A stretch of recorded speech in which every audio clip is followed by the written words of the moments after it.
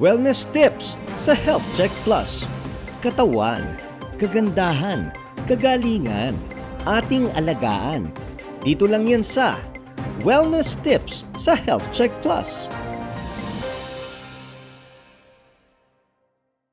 Nagbabalik ang Health Check Plus. Kasama pa rin natin si Teacher Dominic Chok para ipagpatuloy ang ating usapan tungkol sa autism at challenging behaviors ng mga bata.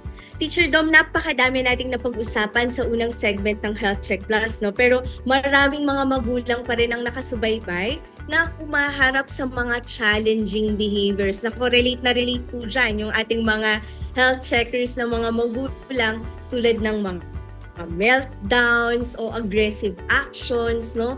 Maaari po ba kayong mag-share ng ilang mga strategies kung paano po ba ito i-manage yung mga ganitong behaviors?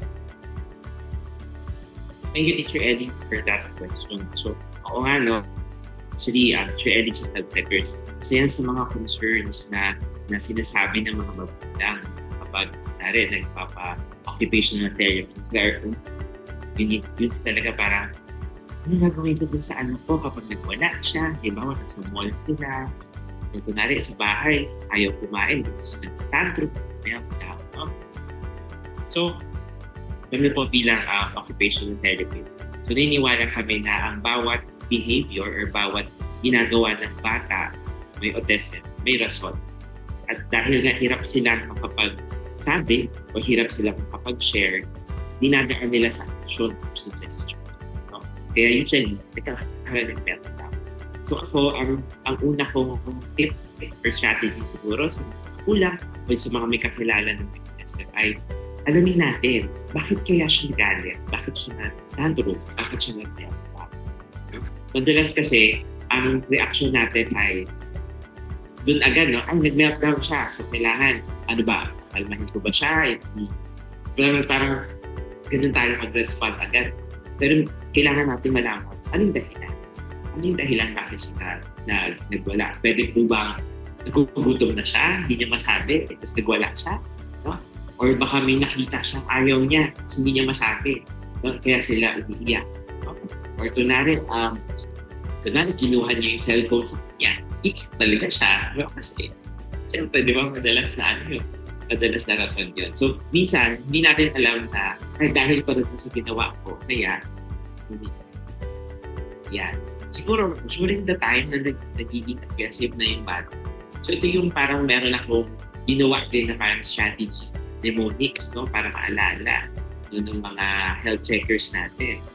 So halimbawa, ang tawag kasi dito, calming the storm. Kasi naniniwala ako na kapag kakaroon ng may storm inside ng mga bata ngayon. Kailangan tayo bilang mga parents, bilang mga caregivers, or mga teachers, no? Dapat kaya natin ikalma yung storm na yun inside. No? So, anong gagawin natin? So, una, dapat makontrol natin yung mga sarili natin bilang tayo yung bigay ng tulong o nagbibigay tayo ng suporta. So, kalma lang tayo, no? Minsan, masasaktan tayo. Minsan, masisipa po tayo, makakagat tayo.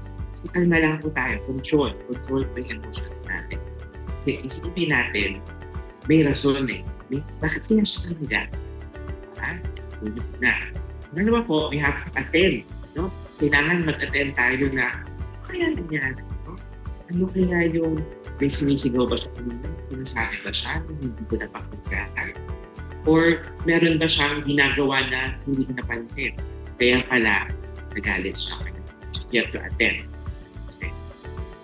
Susunod naman po, kailangan tingnan din natin yung salita. Sasabihin natin or limit yung mga words. Madalas po kasi ang nangyayari, ay nako, bakit ganyan dyan? So, ganun po tayo mag-respond, di ba? So, kailangan po natin i-limit. Okay, alam kong hindi siya nakikinig kasi galit siya o nagtatanong siya. So, usually po mga 1 or 2 words lang kung pwede natin sabihin. Okay? So, halimbawa, kapag nagwawala siya or naggalit siya, usually ang sinasabi ko, okay ka na? Okay? Kapag hindi pa din, okay. So, wait time. So, hindi natin sila masyadong sasabihan ng maraming salita kasi madalas mas nagbi-build up yung negative emotions na nagagalit. Mas nagagalit sila. And then, if ever po, no, na kailangan talagang, halimbawa, talagang sakit na siya, or kailangan na talagang kailangan na siyang i-move muna, no? So, pwede natin siyang ilagay sa isang safe space. No? Pwede sa corner. Halimbawa, nasa mall kayo, tapos sa gitna. So, pwede naman kayong tumabi muna sa para makapag-release siya ng mas safe. Pag sa bahay naman, madalas ang sinasabi ko po strategy, sa kama nila o sa matted area, no? Para safe po sila. And then, after po nun, pag medyo kumalma na, pwede na natin silang tanungin. Or tingnan natin kung mas-share ba o masasabi ba nila yun. So halimbawa, pwede nila sabihin na nagalit siya kasi kinuha nga yung cellphone. Okay. So tsaka natin i-explain. Sa mga bata naman na hindi makapagsalita or limited po yung verbal na expression po nila, ang madalas po na ginagawa po natin is hinahag lang po natin sila. No, hug lang natin, iparamdam po natin sa kanila na nandito ako.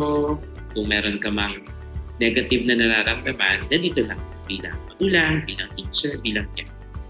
Then after that, yun, i-assist na lang po natin sila. Check po natin, no, kung may mga sugat or kung meron mang pasa, no, kasi syempre nagwala sila, sila. So talaga po nangyayari. So check lang po natin. And then afterwards, ang last tip ko po, iwasan po natin na umabot doon. No? So kung may triggers po sila, as much as possible, iiwasan po na. Para hindi naman po sila umabot doon sa level na nagbe-meltdown or nagtatapos. Yun po, Teacher Ed, at health checker. Dom, alam nyo, talagang kakaiba no, yung inyong approach na nabanggit sa aming mga health checkers. Talagang suporta talaga at pag-iintindi yung ibibigay natin sa isang bata no, kapag sila ay nagiging may challenging behavior man o tingin ko, Teacher Dom, kahit na walang autism ang isang bata, no, parang tingin ko applicable po yung mga nabanggit din yung mga advice sa ating mga health checker. So, sa anong paraan naman po, Teacher Dom, makakatulong ang mga magulang? Kasi tulad nung nabanggit nyo kanina, pwedeng sila ay nagwawala, no, o kaya naging aggressive. Paano po magiging supportive naman yung home environment para ma-reduce din yung stress sa kanilang mga anak? Tulad yung nabanggit nyo kanina, yung pag-iwas sa mga trigger. Meron pa po bang ibang mga advice para sa ating mga health checker para naman mas maging supportive ang home environment para sa mga kids natin? So, yung mag-Teacher Ellie, health checkers, yung mga batang may autism, meron silang mga special perks na tinatawag. So, halimbawa, meron akong naging student na mahilig talaga siya mag-organize, no? So, talagang dapat maayos, dapat pantay-pantay. Tapos, gusto rin niya, pag 1 hour talaga. No? Parang 11 to 12 lang yung OT session nila. 12, talaga dapat aalis na siya kasi nakaschedule. So, with that po, I think kailangan talaga alam natin yung works na yun. Para sa bahay, alam natin paano sila supportan. So, halimbawa, pwede natin ayusin yung mga gamit natin sa bahay. Kasi, actually, yun yung magandang skill sa kanila, no? Very meticulous sila kapag cleanliness, organization. So, I think that's something that we can learn from them. Kaya sa bahay, ganun din tayo. No? Halimbawa, kapag gusto niya maayos yung mga sapatos natin, tutulong tayo. So, ayos din natin yung sapatos natin para at least suportahan natin siya na ganito yung pag-ayos mo, susunod kami kasi maayos siya. So, that's yun yung isa. Yung isa kong madalas na sinasuggest din, schedule or visual schedule sa bahay. So, di ba tayo, alam natin na pag 10 a.m., magluluto na ng tanghalian. Halimbawa, pag alas 12, kakain ng tanghalian. So, meron din silang ganun, pero kailangan natin siyang isulat para sa ibang batang may autism. Kasi for them, pag po walang nakasulat, pwede silang maglaro lang or pwede silang pwedeng ihiga lang sila. Wala silang gagawin. So, very helpful po sa kanila na magkaroon din ng schedule para alam po nila yung i-expect dun sa mga activities na gagawin sa bahay or pwede sa school din. So, nakakatulong po sa kanila. Kasi kapag po ganun yung gagawin natin, structure din po tayo bilang mga magulang, teachers, at caregivers. As last, be present. Be present. Ayan. Oo, kasi, di ba, siyempre alam ko nagtatrabaho or busy sa bahay, hindi natin napapansin na, okay, ito pala yung gusto niya ngayon or interest niya ngayon. So, we have to be present in your health checkers. Very important. Be present, no? Yan ang tip na isa sa mga reminder sa atin, Teacher Dom, para sa ating mga anak, no? Ito, feeling ko, Teacher Dom, talagang applicable ito hindi lang sa mga may autism, no? Pero Yeah, nakatulong ninyo yung schedule, Teacher Dom, tsaka yung routine, no? So, gaano po ba ito ka-importante, yung consistency sa behavior, routine, no? Gaano po ito ka-importante sa isang bata? At ano-ano po yung mga tips ninyo para po sa kanilang pang-araw-araw na buhay, liban po dun sa schedule na nakasulat? So, ang routine kasi at consistency, nakakatulong siya. Batang may autism, kahit walang autism, nakakatulong po talaga yan. Kasi tinutulungan niya tayo na maging organized at mas makapag-function, no? sa everyday natin activities. So, siguro in terms of tips, no? Paano ba siya maintain? So, aside dun sa visual schedule, dapat meron tayong tinatawag na enforcement, yung mga rewards. Pero itong mga rewards na to, kasi di ba madalas ang alam nating rewards, pagkain, cellphone, tablet, oo, no? So, unfortunately, hindi maganda na yun lagi yung binibigay natin rewards, no? Para maayos yung routine o yung consistency. So, marami po tayong pwedeng gamitin. Halimbawa, pwedeng mga social rewards na tinatawag. Kapag nagawa niya yung isang activity, nakapag-color siya. So, pwede natin sila i-hug. Oh, ang galing naman ng anak ko. Okay, pwedeng high five. Yan, effective po yan. High five. Pwedeng i-kiss natin sila sa cheeks. Kasi very good sila, may nagawa silang tama. With that, nagiging consistent yung paggawa nila nun. Kasi nga, nakakakuha sila ng parang good reinforcement, ng reinforcements. Okay. So aside from that, pwede rin pong mga phrases. Yung nabanggit ko pa yung very good. Pwede rin po activity privileges na, okay, since nakapag-color tayo, nakapagsulat din tayo ng pangalan, lalabas tayo, lalakad tayo, or pwede mag-play na tayo ng bola, basketball. So, mas okay po tayo dun, no? Kaysa cellphone. Yan. Kasi alam natin, no? Na kapag lagi nakababad sa cellphone o tablet, maraming mga hindi magandang behaviors din na lumalabas, di ba? Mas mainipid sila, mas madali silang magalit, di ba?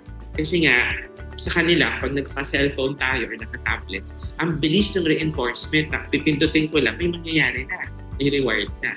No? So, tinuturuan natin sila na may mga gagawin silang consistent sa routine nila para makakuha sila ng reward. Grabe, health checkers. Makakatulong yan kahit pagdating ng adulthood nila, makakatulong po talaga. Teacher Dom, ang dami po ninyong tips para sa ating mga health checkers and I'm sure marami pong nakarelate dun sa pagbibigay ng cellphone o kaya yung mga TV, Teacher Dom, no? So, marami po pala kaming pwedeng ipalit dun sa mga rewards na yon na tingin natin ay mas makakatulong pa sa ating mga kids. Ayan. So, ating mga health checkers, Teacher Dom, balikan lang po natin ng konti yung ating mga autism na mga kids, na may autism na kids, no? Maraming mga challenges kanina pa natin nababanggit na hinaharap yung mga batang may autism kapag sila ay nag-i-interact sa public places tulad ng school, no? Nabanggit natin ito kanina. Ano po yung maitulong ng mga magulang para maihanda sila sa pagharap sa mga challenges na ito? So, aside dun nga sa mga challenging behaviors, yun yung isa sa mga na, parang na idudulog sa akin, no, bilang na pag may bagong lugar, diba, or pag masyadong matao yung lugar, ayun, nagkakaroon sila na pwedeng challenging behaviors. No?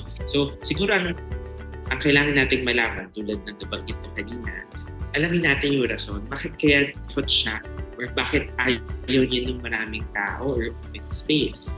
So, maaari pang ayaw niya nung kasi ang daming sasalita. Halimbawa, kunwari, pumunta tayo sa mall, di ba? Ang daming mga tunog, ang daming ilaw. No? So, maaari po na sensitive sila doon. Ayaw nila nung maraming ilaw. Ayan. So, pag nalaman natin yon, makakapag-isip tayo ng mga strategies kung matulungan sila. So, ang tawag po sa amin doon is more adaptation, no? So, halimbawa, nasa mall sila, masyadong maingay. So, ang sinasuggest po namin sa mga batang may autism, yung earphones, no? So, kung hindi man, kahit yung earphones, AirPods lang, may noise cancelling. Or mismo, yung parang headphones, no? Kasi, nakakatulong po yun na bawasan yung dami ng ingay na maririnig nila at makakapag-focus din po sila. Okay? So, sometimes naman po, halimbawa, ilaw, no? Ang liwanag. So, pwede po silang magsuot ng parang sunglasses sa loob for the temporary para lang mabawasan yung dami ng ilaw na nakikita po nila. No? May mga bata din naman po, kung napapansin nyo, takbo ng takbo. Diba? Takbo dito sa mall, takbo sa school. Ayan. So, usually, sa kanila naman po, yung katawan nila, naghahanap talaga ng paggalaw. No? Para po tayo, di ba? Kunwari, di ba, pag tagal kong nakaupo, parang gusto ko na tumayo, di ba? Parang nangahati tayo, parang may ganung feeling. So, ganun din po sila, yung mga batang autism. So, ang ginagawa nila is tatakbo talaga sila ng takbo.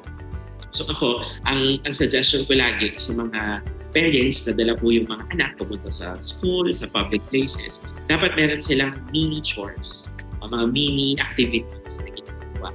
Halimbawa, sa grocery, o parang hindi siya tumakbo, siya magtulak ng ating, yung shopping cart, ba? Or siya magbubuhat ng mga grocery, no?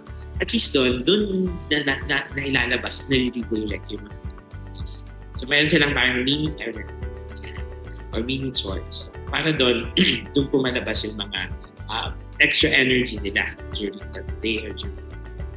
So, technically, yung mga ganong strategies po, malalaman natin kapag alam natin yung mga kailangan ng batang may autism.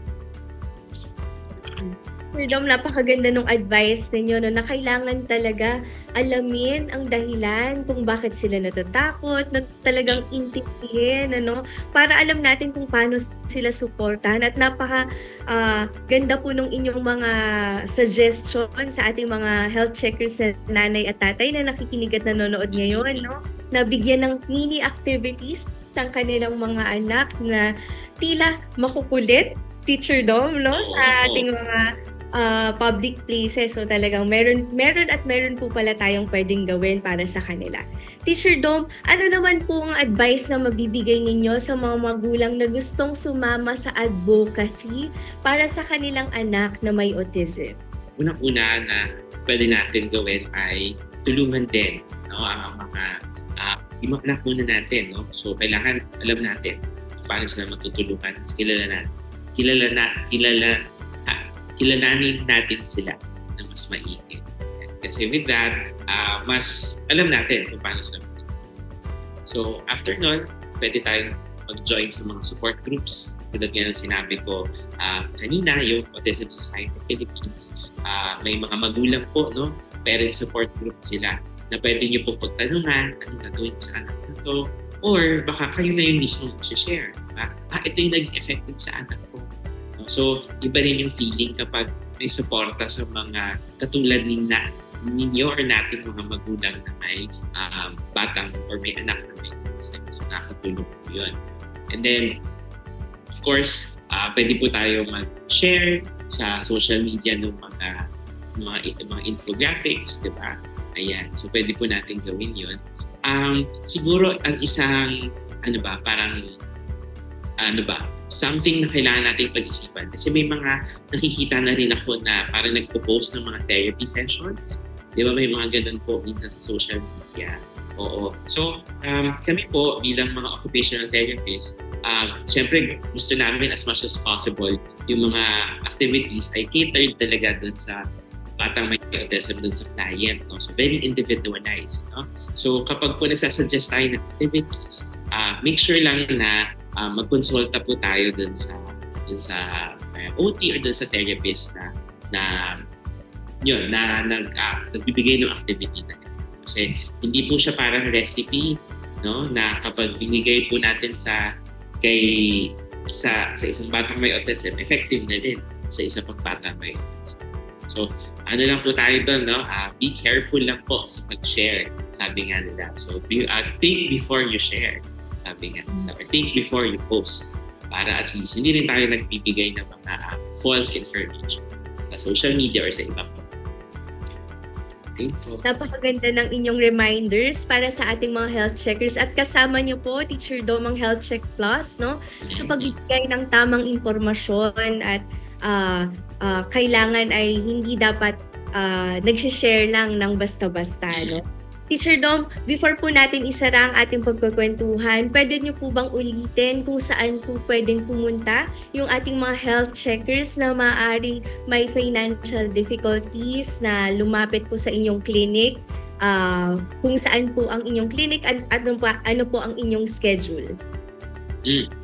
So, nabanggit ko po kanina, so yung clinic po namin ay ang Clinic for Therapy Services or CTS. So, ito po ay sa Padre Faura, Ermita, Manila. So, tapat lang po siya ng Robinsons, Manila.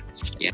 So, bukas po ang clinic namin ng Mondays hanggang Fridays, 8 a.m. to 5 p.m. Yeah. So, pwede po kayong pumunta doon para po magpa-schedule ng inyong OT, PT, or SP na services na kailangan. Tapos, siguro hanapin na lang po natin yung clinic clerk namin, si Ma'am Gertie. Ayan. So, pwede niyo pong sabihin na narinig niyo po siya sa Health Check Plus. Ayan. Para at least ma-note po namin sa aming waitlist po. So maraming salamat po, Teacher Dom. So para isara po ang ating pagkukwentuhan, ano po ang inyong masashare na mga tips para sa ating mga guro, magulang at ilang mga nakikinig at nanonood ngayon upang maging mas inclusive at supportive tayo sa mga batang may autism? May tatlo po akong iiwan, no? Health checkers. So una po, lagi po tayong ikinig sa mga batang may autism. Pwedeng mga adults na rin, no? Sa kanilang mga interes, mga kapuso. So, madalas kasi, syempre, tayo mga magulang, mga adults, alam natin, ito yung tama, ito yung mali. Pero again, sa mga batang may autism, may iba po silang pakiramdam, may iba silang paraan ng pag-iisip na kailangan maintindihan din po natin para mas maging inclusive po tayo sa bahay, sa school, or sa community. Okay naman po, bawat pangangailangan ng batang may autism ay individualized. Ibig sabihin, hindi po isang batang autism pareho sa isa pang bata. Iba po ang kailangan nila, iba po ang pangangailangan. So, iba-iba rin po yung kailangan nilang servisyo. Number 3 po ay lagi po tayo ipag-ugnayan sa mga doktor, teacher, therapist, para mas maintindihan natin, mas matulungan natin ang batang. So, dito po lagi ko sinasabi sa mga magulang, no, sa mga teachers na nakakatrabaho po na hindi kayo mag-isa dito sa pagtulong sa mga batang ngayon. Usually, ito po ay isang team. Kasi naniniwala ako na hindi isang therapist or isang tao na kailangan para matulungan ang batang ngayon. It takes a community, sabi nga nila, para matulungan ng isang batang may autism na discover ang kanilang potential sa kanila, no? So, kakayanan nila. Tayo po ang makakatulong din. Ayun po, check. Maraming salamat po, Teacher Dominic Chok, naway amin kayong makakwentuhan muli dito sa Health Check Plus. Tandaan, ating pangalagaan ang ating kalusugan sapagkat ang kalusugan ay ating kayamanan. At huwag kalimutang batiin araw-araw ang ating minamahal. Be kind, be safe, and stay healthy. Ngayong 2025 mga health checkers, tayo ay maging mapanuri. Mahalaga ang wastong impormasyon ukol sa kalusugan natin. Laging isipin na ang wasto at tamang impormasyong pangkalusugan ay check na check. Ako po si Teacher Ellie Campos Banayat, dito sa programang pinagkakatiwalaan ng mga eksperto, ang Health Check Plus sa DZRH. Check na check! Wellness tips sa Health Check Plus. Katawan, kagandahan, kagalingan, ating alagaan. Dito lang yan sa Wellness tips sa Health Check Plus.